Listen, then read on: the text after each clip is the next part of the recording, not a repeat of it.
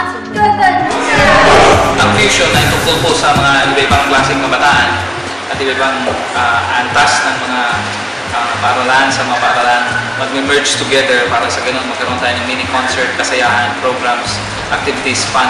And of course, mga messages na mag-i-enlarge sa ating puso at mag-develop sa ating character. Ito isang once a week nating activity na ginaganap sa iba-ibang school. Pinapupunta na ng isang groups of independent schools para sa ganun mag-merge together, mag-fuse together.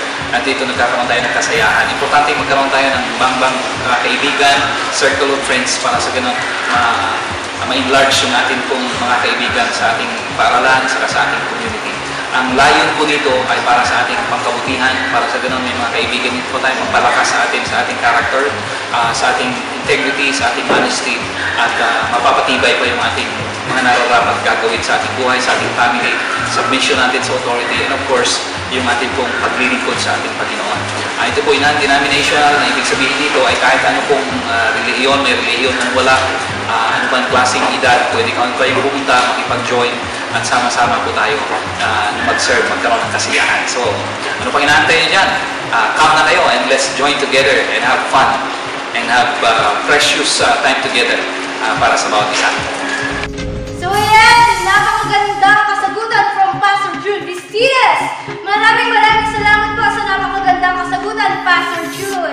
So ayan, sino-sino nga ba ang mga kasabi sa fusion na ito? Meron tayong tatlong kasabi ng sasagot sa ating mga katanungan at ang tawag sa kanila ay fusionista. So ayan, tumungo tayo ngayon kay Kuya Moses. So yan, Kuya Moses, ano nga ba at paano nga ba nabago ang buhay mo sa fusion na ito? At ano nga ba ang iyong mga ginagawa para sa fusion bilang isang fusionista? Okay, so sa fusion, ito tumulong sa akin para mag-step up sa aking Christian life. Dito ako nagkaroon ng aking mga disciples. Dito ako binigyan ni Lord ng mga fruit. Dito ako niya ako ginawang fruitful. So salamat sa fusion. Salamat syempre sa akin. So yun, paano nga ba nagbago ang buhay ko sa fusion? Of course, marami. And then, parang kumbaga sa pakikitungo ko sa aking mga kaibigan. Kasi syempre sa una, ako hindi pa ako nakakaalis sa fusion. Of course, mahihiyain ako. Parang kumbaga, natatakot ako i-approach sila. Siyempre, nahihiya ako sa kanila. Pero nung dahil sa fusion, kumbaga sa conquest, doon kumbaga, parang yung ano ko nga, yung naging active ako. Kumbaga, nakikipagkilala na ako kahit sa hindi ko kilala. Basta para kay Lord, syempre. Kaya kasi nasa, ano natin is, sa vision natin is to win souls and make disciples. Kahit, diba? So, yun. So ayan, kung kay Kuya Moses ay magiging fruitful kayo, kay Ate Ruth naman ay matatanggal ang inyong pagkamahiyain.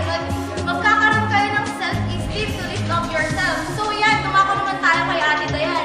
Ate Dayan, bilang isang leader, paano nga ba nababago ng Panginoon ang buhay mo sa pag-attend ng fusion? Paano nga ba nabago ni Lord yung buhay ko? Bilang isang leader, hindi rin ako perfecto, di ba? Wala nga, sabi nga sa Bible, walang sino man ang perfecto sa mundo, di ba? Pero ang magandang bagay na binago sa akin ni Lord,